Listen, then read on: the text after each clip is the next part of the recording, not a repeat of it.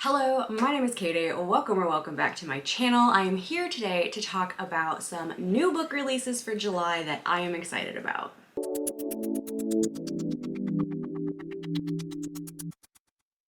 So I have split these up by genre, and I will put timestamps in the description box so that if you want to skip around to specific genres that you are interested in, feel free to do so. Okay, let's start with fantasy and science fiction. What do I have here? Okay, first off we have Silkfire by Zabe Ellor. I'm not sure if I'm saying that right. There. Make sure there's room for pictures here so editing Katie doesn't get mad. This comes out July 5th. The author is both autistic and trans, so if you are looking specifically for disability representation or LGBT representation, this is a good selection. And it is about dragons, vengeance, polygamy, necromancy, and political intrigue. Look, that's like a real nice list of things. You know what?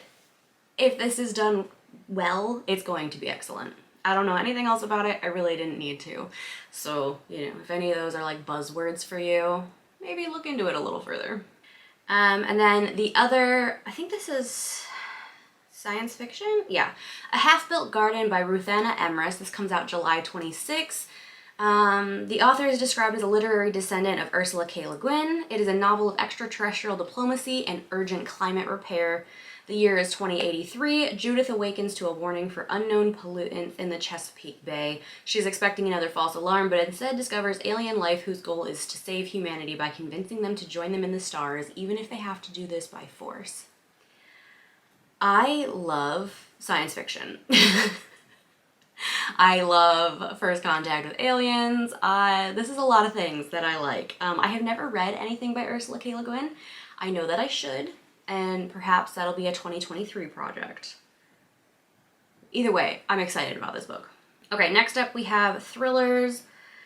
Oh man. Okay, so the first one on this list, I actually ended up getting an e-arc from NetGalley, and I didn't like it very much. But we'll throw it in here anyway. The Ruins by Phoebe Wynne comes out on July 5th.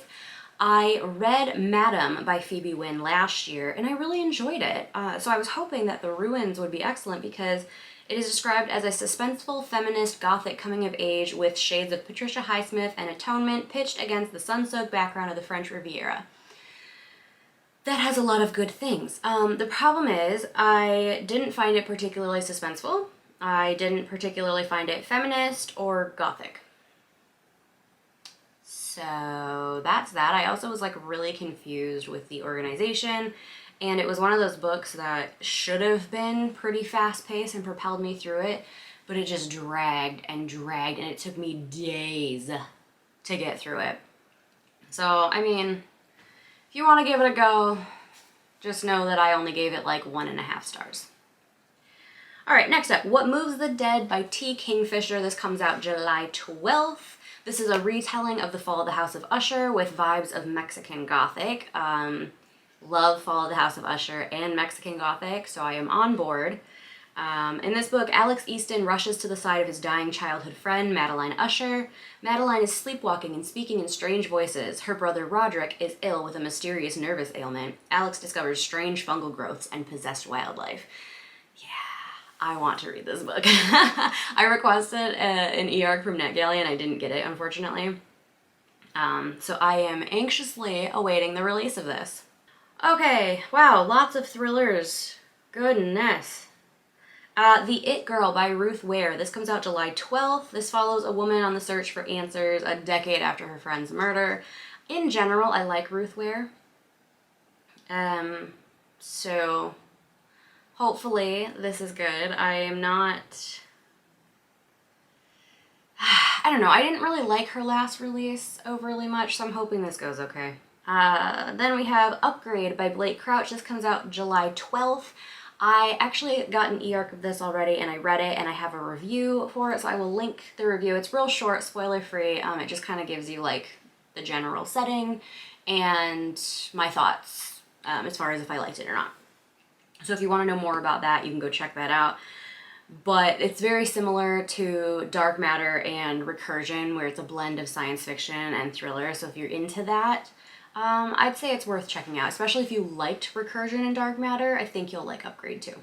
Next up, another book I've actually already read, Things We Do in the Dark by Jennifer Hillier. This comes out July 19th, although I got it in my Book of the Month box. We're following Paris Peralta. Her husband has died. She is a suspect in his murder.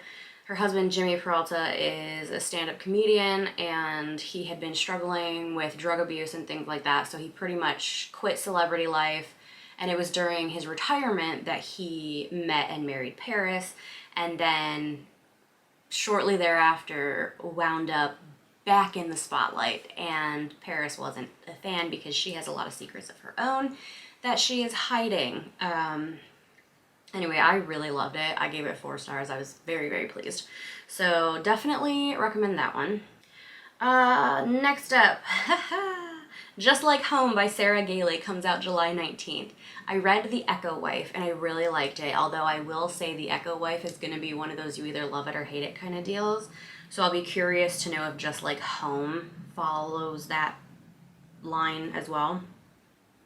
But it's described as a darkly gothic thriller for fans of The Haunting of Hill House and I'll Be Gone in the Dark. I really enjoyed I'll Be Gone in the Dark. The Haunting of Hill House, I didn't mind, but I wasn't like super into it. So we shall see. I am going to definitely give it a go. Okay, I have one book under historical fiction that I am interested in reading. This is The Soviet Sisters, a novel of the Cold War by Anika Scott. This comes out July 12th. 2 sisters raised to be good Soviets end up at odds years later when Marya ends up in a Siberian work camp and Vera works for the KGB.